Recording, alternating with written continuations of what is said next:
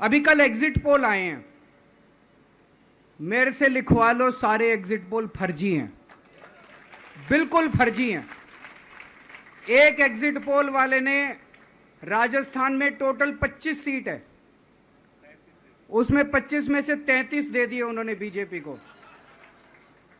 ऊपर से आया होगा भाई बीजेपी को ज्यादा देने हैं, तो उसने कहा मोदी जी क्या याद रखोगे आप भी, आपको 25 में से 33 दे दिए।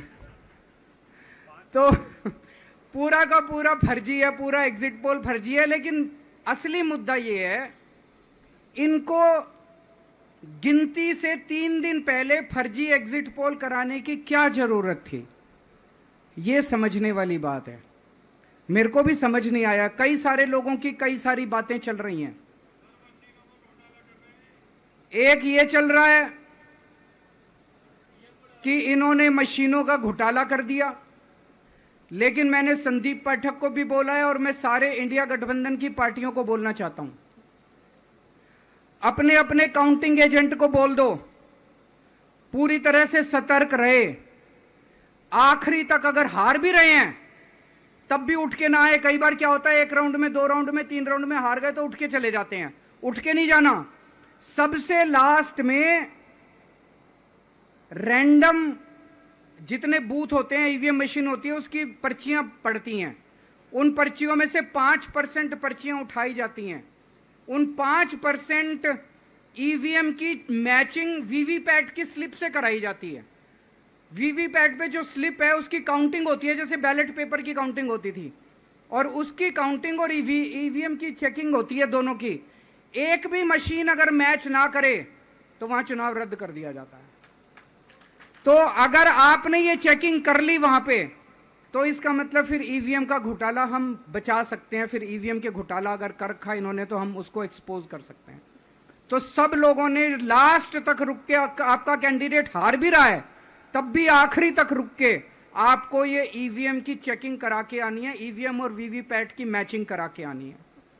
एक थ्योरी ये चल रही है कि इन्होंने इतना ज्यादा सीटें इसलिए दिखाई क्योंकि इनके लोगों ने शेयर मार्केट में इन्वेस्ट कर रखा है, और कल जब शेयर मार्केट खुले तो बम्पर होगा, तो ये अपने शेयर बेच बाच के खुद तो निकल लेंगे। बाकी एक थ्योरी ये चल रही है कि अफसरशाही पे दबाव डालने के लिए अगले 3 दिन में अफसरों से उल्टे सीधे काम कराने के लिए एक माहौल बना दिया गया।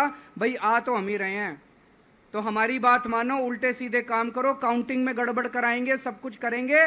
लेकिन फिर से मैं कह रहा हूं, अपने को, अपने काउंटिंग एजेंट, एआरओ, सब आरओ, सब लोगों को अपने को ट्रेन करके भेजना है और अपने को चौकन्ना रहना है। बाद में हम कहते रहे इन्होंने ये कर दिया, उसका कोई फायदा नहीं होगा। अभी अपने को चौकन्ना रहना है। एक थ्योरी ये चल रही है कि अगर इन्होंने कल ही कम सीट दिखा दी होती एग्जिट पोल वालों ने, तो हो सकता है कि इन दोनों के खिलाफ आरएसएस में और बीजेपी में कल ही बगावत शुरू हो जाती। 4 तारीख तक इंतजार ही नहीं होता, हो सकता है। तो कई सारी थ्योरी चल रही हैं, लेकिन अपने को सतर्क रहना है, चौकन्ना रहना है। मेरा अपना मानना है कि 4 तारीख को इनकी सरकार नहीं बन रही है। ये एग्जिट पोल से घबराने की जरूरत ही नहीं है, माइंड गेम है इनका, माइंड गेम खेल रहे हैं। आपको डिस्करेज करने के लिए, डिप्रेशन में डालने के लिए बिल्कुल नहीं जाना।